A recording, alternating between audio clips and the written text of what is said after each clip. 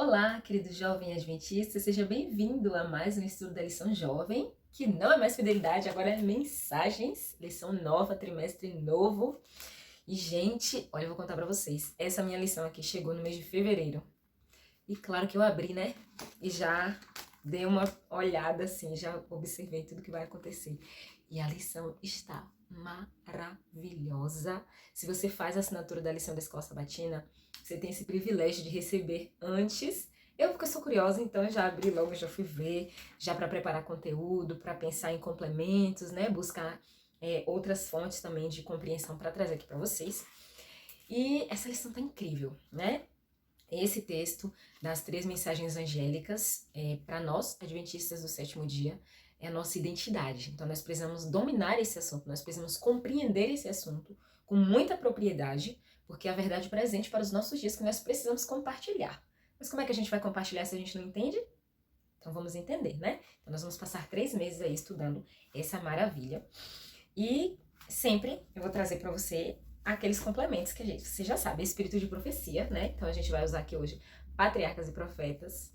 E eu trouxe uma outra opção, porque algumas pessoas não têm essa coleção mais antiga que eu tenho, mas tem a coleção nova, que é essa daqui, ó.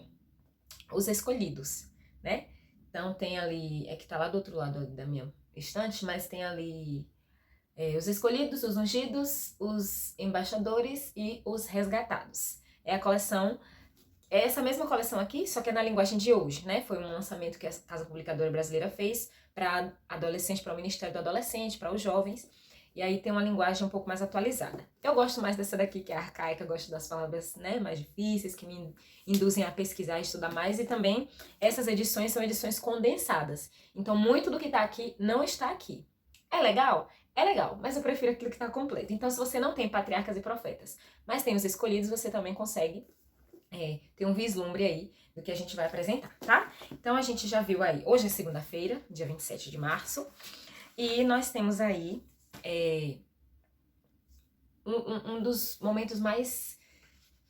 Como é que eu posso... Tô procurando aqui uma palavra. Um dos momentos mais importantes, a palavra não era essa, mas do grande conflito, sabe? Um dos momentos assim mais... foi aquela batalha que aconteceu no céu. E aí, dentro desse livro, eu trouxe para vocês o complemento logo no capítulo 1, que vai falar, né? O título do capítulo é Por que foi permitido o pecado? Então, ela já começa mostrando como era que era a atmosfera do céu antes do pecado e o que aconteceu que tirou toda a harmonia do céu. E aí, a nossa base de estudo na Bíblia essa semana é Apocalipse 12, que a gente vai aí aos poucos, durante a semana, destrinchar um pouquinho, vou trazer complementos para vocês. Dos símbolos, né? Apocalipse é um livro bem simbólico, tem muitas coisas assim que não são literais e você já tem que estar com esse olhar, já tem que pegar a visão, assim, que algumas coisas você vai ler e você vai dizer, uma mulher vestida do sol, com a lua debaixo dos pés, e tinha não sei quantas coroas, e tinha não sei quantas estrelas, e um animal com não sei quantas cabeças. Apocalipse é símbolos, então a gente precisa ter uma compreensão dos símbolos para entender os significados, tá? E aos poucos a gente vai aí estudar um pouco mais sobre isso. Amanhã mesmo a gente vai falar sobre a mulher e o remanescente, eu vou trazendo aí os complementos daquilo que eu já tenho preparado para vocês, tá bom? Então o que eu quero trazer para vocês aqui sobre a questão da batalha no céu, né? O Apocalipse 12, de 7 a 9, né? É um verso-chave bem conhecido. A minha versão diz assim: Então estourou a guerra no céu. Miguel e seus anjos lutaram contra o dragão. Também o dragão e seus anjos lutaram, mas não conseguiram sair vitoriosos e não havia mais lugar para eles no céu. E foi expulso o grande dragão, a antiga serpente que se chama Diabo e Satanás, o sedutor de todo mundo. Ele foi atirado para a terra e com ele os seus anjos. Então, olha só. Houve batalha, né? Aqui a minha versão eu achei massa. Então, estourou a guerra no céu. Então, o que aconteceu? Antes dessa luta, houve aí, né, algumas atitudes de Lúcifer, que era um anjo honrado. Eu não vou, assim, ficar chovendo no molhado, porque eu acredito que você já entenda, se você estuda o espírito de profecia, se não estuda, vai estudar em nome de Jesus. Eu acredito que você já tem uma nuance, né, do que aconteceu ali. Até a própria Bíblia, no livro de Ezequiel, vai falar que Lúcifer era o mais honrado, querubim cobridor. Então, né, a posição dele era mais elevada abaixo de Jesus.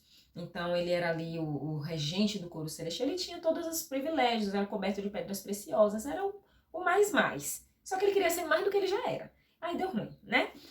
Então, aqui no capítulo 1, ela vai falar sobre o propósito de Satanás, né? Que antes de se tornar Satanás, deixa eu trazer uns termos aqui para vocês. Lúcifer significa anjo de luz e Satanás significa destruidor. Então, enquanto eu estiver falando sobre ele aqui antes da queda, né? Eu vou me referir a Lúcifer, mas quando eu falar Satanás é porque já é depois da rebelião, né? Da rebelião que ele decidiu iniciar e liderar. Aí ela vai contar que o propósito dele era disputar a supremacia com Jesus, que era o Filho de Deus. Toda hora eu tô olhando pra lá e a câmera tá aqui, gente. Eu tenho dificuldade, mas faz o certo. O objetivo dele era disputar a supremacia com Jesus, Filho de Deus, honrado, posição ali de trono. E Lúcifer, ele queria o quê? Ele queria subir acima de Jesus. E aí ela vai dizer assim, ó. Antes que se iniciasse a grande luta, a grande batalha no céu, toda a hoste celestial e os mundos não caídos que estavam observando tudo isso, todos deveriam ter uma apresentação clara a respeito da vontade daquele cuja sabedoria e bondade eram a fonte de toda a sua alegria. Então, Deus, o Pai, Deus Filho, Deus Espírito Santo, Deus é a fonte da alegria, era a fonte da alegria lá no céu. Então, antes que a luta começasse, toda a hoste celestial e os mundos não caídos, eles precisavam ter uma compreensão clara da vontade de Deus, certo? Então, foi permitido ali que o inimigo... E outra coisa, era necessário também que Satanás ele apresentasse ali o seu verdadeiro caráter, para que os anjos pudessem distinguir de que lado eles deveriam ficar. Eu achei o máximo que logo no sábado, a tirinha é um Twitter, né? Um Twitter do anjo protetor. A criatividade da galera da CPB é o máximo. O anjo protetor fazendo vários tweets ali e falando, né, que o grande conflito não terminou, mas a gente já tá do lado vencedor. A gente no sentido, né, quem escolheu ficar do lado. Imagina você ir pra uma luta, uma batalha, sei lá, né, nos dias de hoje uma competição, e você já sabe que o teu time vai ganhar. Gente, é um negócio assim que você pare... É meio confuso? É meio confuso. Mas é nesse grande conflito que a gente está incluído. O grande conflito começou lá, vai terminar aqui, na volta de Jesus. Não acabou, está rolando, mas a gente já está do lado vencedor quando a gente decide por Cristo. Então, pensa aí, a competição não terminou, mas já tem um vencedor. Não é um pouco confuso? É confuso, mas é lindo, é maravilhoso. E aí ela vem falando aqui sobre o momento em que Deus ele apresenta Jesus Cristo.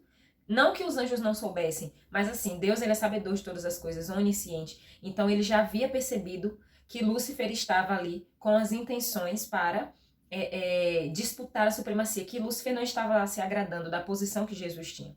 Então, a posição de Jesus como Filho de Deus não foi apresentada naquele momento. Desde a eternidade ele já era Deus, já estava ali como Filho de Deus. Mas foi necessária uma convocação dos exércitos celestiais para que Deus o Pai apresentasse a verdadeira posição de Jesus Cristo como Filho, e ele partilhava do trono do Pai, a glória do Pai.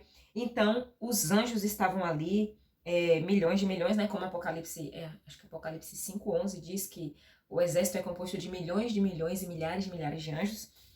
Então, o rei, Deus o Pai, declarou que ninguém, a não ser Cristo, o unigênito de Deus, poderia penetrar os seus propósitos.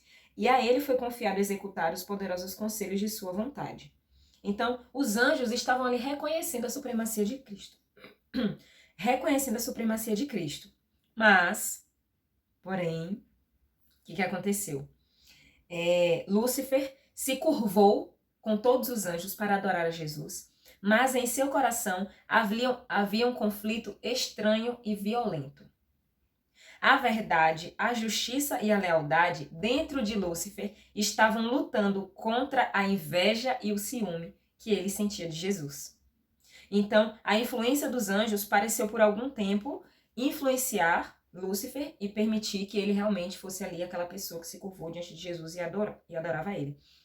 Mas, quando os cânticos de louvores começaram a ser entoados pelos anjos, o espírito do mal parecia ali subjugado.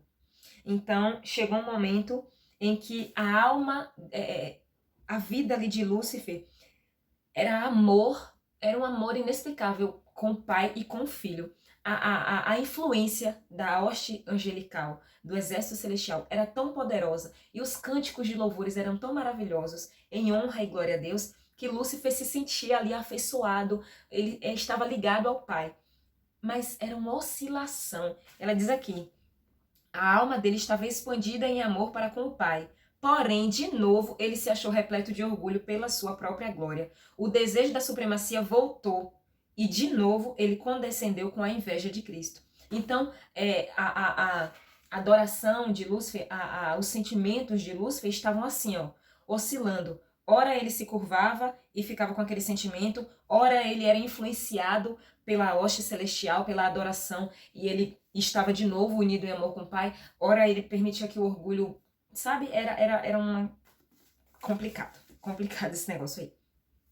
E aí ela diz que ele começou ali aquele momento da rebelião, a liderança da rebelião, começou em segredo. Ela diz assim, deixou seu lugar da presença imediata do Pai e saiu para difundir o espírito de descontentamento entre os anjos. O espírito da discórdia é o espírito de Satanás. Ele agia em misterioso segredo e durante algum tempo ele escondeu o propósito real debaixo de uma capa de reverência para com Deus. Então ele não mostrou a cara dele assim, pá, eu não quero mais, vamos embora. Entendeu? Ele não queria ir. Primeiro que ele não queria nem ir embora, né? Ele queria ficar ali na posição que ele estava. Mas eu digo assim, ele não mostrou logo a rebelião. Ele deu um jeito de dar uma escondida, né? Ele escondeu dos anjos, porque o pai já sabia. Deus, o pai, já sabia. E ele começou a insinuar diversas dúvidas com respeito às leis que governavam os seres celestiais. E olha. Gente do céu, eu fico chocada com isso. Ele começou a dizer que as leis que Deus havia estabelecido eram necessárias para os habitantes dos outros mundos, mas não eram necessárias para os anjos, que os anjos eram mais elevados por natureza e a sabedoria deles era um guia suficiente, e que eles não eram seres que iriam desonrar a Deus. Então, os pensamentos deles eram santos, então as leis que governavam todo o céu não precisavam ser dadas para os anjos, porque eles não iam nunca desonrar a Deus. Essas leis só precisavam ser dadas para os outros mundos. Pare aí, pense aí comigo. Pare e pense aí. A criatura estava se sentindo autossuficiente. Ela diz aqui, ele dizia que não necessitavam de tais restrições. Os anjos não necessitavam das restrições porque a sua sabedoria era um guia suficiente. Pense aí. Isso não é muita cara de pau, gente. E aí eu vou adiantar aqui a parte que ela vai falar sobre o espírito de descontentamento que começou mesmo, que acabou com tudo, né? Deixa eu ver aqui. Tanana. Aqui, achei. Olha só.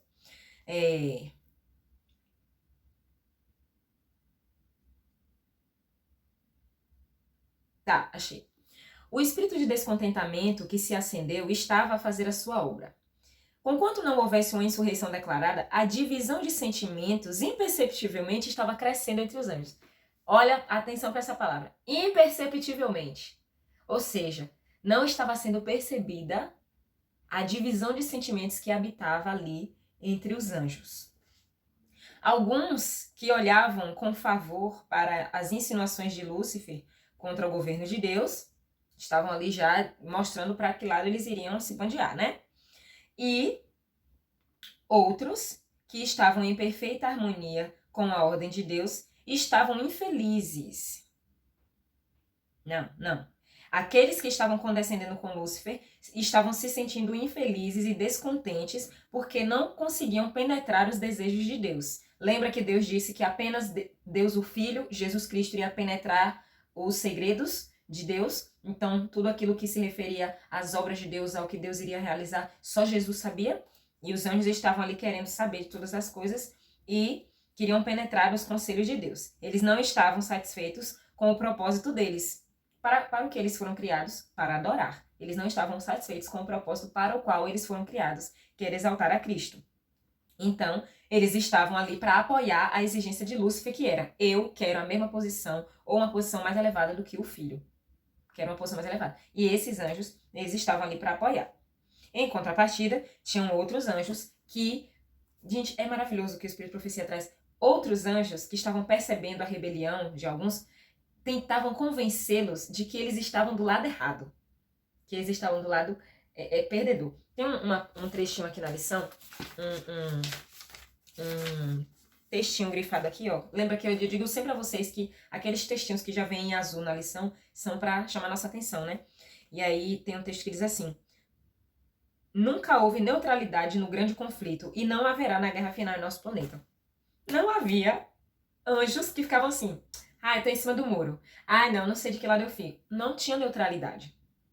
Então, os anjos que decidiram apoiar a Lúcifer na sua rebelião já tinham decidido. Eles não eram neutros, eles já tinham decidido o lado em que eles iriam ficar. Os anjos que reconheciam a supremacia de Jesus Cristo e que o que Lúcifer estava fazendo era uma bobagem, já sabiam de que lado iriam ficar. Teve, inclusive, uma parte dos anjos que estava com Lúcifer e depois do apelo de Cristo se arrependeram e voltaram para o lado vencedor, né? Mas a terça parte permaneceu. E a terça parte foi... houve a batalha. Houve a batalha física. Batalha física, não foi aquela batalha de... Imagina, foi uma batalha física. Miguel é nome de guerra de Cristo. Então, Miguel e seus anjos lutaram contra o dragão e seus anjos. Agora ele já é Satanás, já é chamado de dragão. Por quê? Porque o espírito do orgulho, ele já não era mais um anjo de luz. Embora ainda seja um anjo de luz, ele agora é o anjo de luz destruidor. Ele não tem mais a beleza, o propósito para o qual ele foi criado, se perdeu nisso aí. Então agora ele é Satanás, o destruidor, o dragão, a serpente, diabo, Satanás. Tudo isso aí, tudo isso de ruim. Então houve uma batalha física, e ele foi expulso. E depois que ele foi expulso, aquilo que ele não conseguiu fazer no céu, ele conseguiu fazer aqui na terra. Porque o espírito do orgulho, da vaidade, do ser igual ou do ser maior que Deus, que ele queria, o negócio dele não é que ele não queria nem ser igual, ele queria ser mais. Então, o mesmo espírito, nesse mesmo livro aqui, Patriarcas e Profetas e os Escolhidos, Ellen White vai dizer que aquilo que ele não conseguiu fazer no céu, que foi tirar toda a harmonia e fazer com que a atmosfera celestial fosse contaminada, aquilo que ele não conseguiu fazer lá, que foi elevar sua posição, ele tentou fazer aqui. Então, quando ele chega para Eva e diz assim: ah, Deus, ele não quer que vocês comam do fruto da árvore do conhecimento do bem e do mal, porque ele sabe que no dia que vocês comerem, vocês vão ser iguais a ele. Então, ele queria se tornar semelhante ou igual ou maior, semelhante ou maior do que Cristo. Aí ele não conseguiu isso, aí ele vem para Eva e diz: você pode ser igual a Deus. E Eva, que já era perfeita, que não precisava de mais nada, quis ser mais do que ela já era. O mesmo pecado que Satanás cometeu. Ele quis ser mais do que ele já era. Ele já não era o anjo mais honrado abaixo de Jesus, mas ele queria a supremacia, ele queria estar acima. Supremacia, ele queria estar acima de Jesus. Então, o que ele não conseguiu lá, ele veio tentar aqui e conseguiu aqui, né? Fazer com que o ser humano quisesse ser mais perfeito do que já era, porque Deus não faz nada com defeito. Deus não fez um homem faltando alguma coisa.